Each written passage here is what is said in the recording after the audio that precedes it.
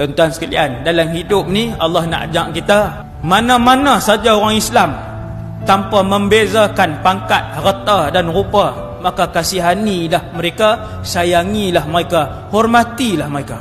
Kita tak tahu hak mana di kalangan mereka ni adalah waliullah, orang-orang yang Allah sayang, kita tak tahu. Uwais Al-Qarni, seluruh penduduk langit, 7 petala langit kenal Uwais Al-Qarni.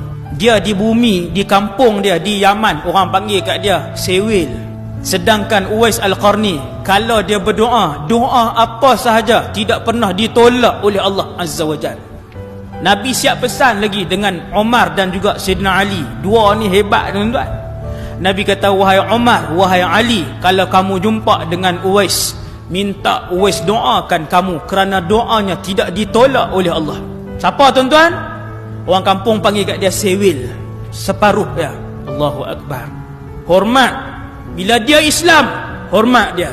Bila selagi dia Islam, sayang dia. Jangan pilih dan membeza-bezakan di antara satu sama lain.